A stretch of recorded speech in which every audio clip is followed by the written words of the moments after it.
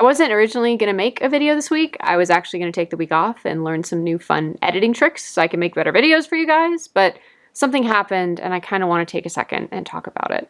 And it's that after 11 years, I'm being forced to change psychiatrists. And I say forced because my now former psychiatrist decided to up and leave the practice he started over 10 years ago with basically no warning. I was informed that it was a effective immediately kind of situation. And I'm kind of at a loss because I have no idea why something like this would actually happen.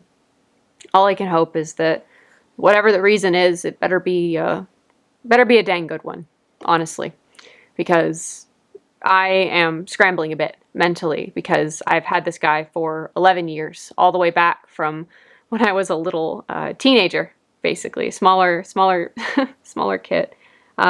When I was 18, I showed up in his office for the first time, and he diagnosed me with cyclothymia, which was the beginning of my journey as someone who realized they had a mental illness and actually was getting treatment for it. And then he would later go on to diagnose me with bipolar 2, then bipolar 1, and then finally schizoaffective, which is what I have now. And so there's a lot of history there, and it's kind of sad, really, but I guess all good things must come to an end eventually, right? But there were a lot of things I liked about him, and I kind of want to take a second and talk about that part. Because our sessions, they were only 15-minute follow-ups. I never saw him for a very long time, and some people would be like, oh, only 15 minutes, that's not good enough. But for me, that actually worked out really well because I'm a very concise person. I mean, most of my videos are under 10 minutes for a reason.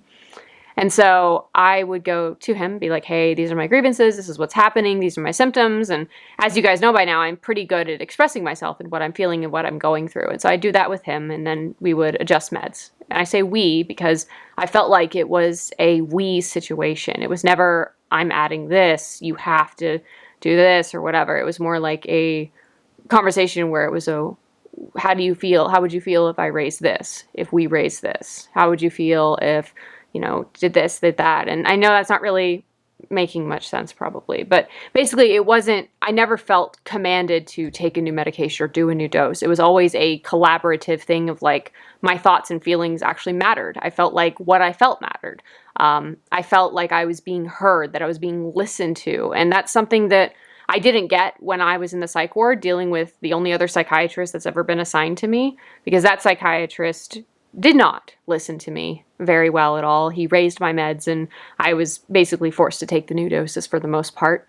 And he took me off 2 medications that I was prescribed. So that's my only other psychiatrist experience I've had. And because of that, I'm a little bit apprehensive about getting a new psychiatrist. And before I get into that whole situation, I do want to say the other thing was that my former psychiatrist, golly, I got to get used to saying that, my former psychiatrist would answer one science or mental health question every session. Like I would come with a question about something, like I think I once asked whether people with borderline personality disorder experience mania. And many times we've talked about the benefits and the science behind lithium and whatnot. And in our last session, I even talked to him about some of the new schizophrenia drugs that are working with different kinds of receptors in the brain. And he told me that when they came out, we would talk about it. And I'm kind of sad that's never going to happen because I always liked the way his brain worked, because it worked really well with mine and stuff. And so I really will miss those sciencey conversations. But other than that, it was just like, I don't know. I kind of looked forward to sessions because they weren't awful. They weren't terrible. It was like I knew that when I went there, I was going to get the help I needed. I had faith that I was going to get the help I needed. And while sometimes I left a little bit disappointed because, of course, I'm not the doctor, right? Like the doctor actually does know how to treat the conditions, right? But even with those moments where things didn't go the way I originally thought they would, I still considered like him a good doctor, and I considered my sessions to be productive and good. So of course I stuck around, and I stuck around for 11 years. And so my hopes is that I'm probably I'm going to be switched to someone else in the practice. And you might wonder, why am I not trying to follow this guy when he's as good as I'm saying he is? And the answer to that is, from what little I know, it won't be in the state I live in. So it'll be out of state, and that won't work. And yeah, because if he was still in the same state, I would probably try to follow him if I could. So it's kind of sad that the option isn't even there. But it's okay. It'll be okay. Right, B? Yeah. Thanks, B. So anyways, I'm going to get transferred to someone else within the practice. And I've been told that my former psychiatrist trained and talked to all the other, wow, that's saying something, mentored the other psychiatrists in the practice. So I don't think it will be that much of an interruption. It's just that I have to get used to someone new. Like, I don't think they're going to take me off meds or not listen to me. Like, the situation I had when I was in the psych ward is not what's going to happen. As much as my brain is like, that's what's going to happen. I'm like, no. That's not what's going to happen. I'll be okay. I'll be okay. I have to keep believing that. So I don't know when I'll switch over. I don't know when that's going to happen, but it will probably happen soon because my next appointment with my former psychiatrist was supposed to be in September. And the other unfortunate timing with this is that if you've been following my channel for the last month, you'll know that a month or month and a half, actually, at this point, I'm not sure, but I've been going through a psychotic episode. And so I'm currently in treatment for that episode. And while things are going well, like I'm kind of in the recovery process, this is really bad timing. This is extremely bad timing. It could be worse timing. There's possible worse timing, but this is not great timing. So that's another thing that's kind of been weighing on me.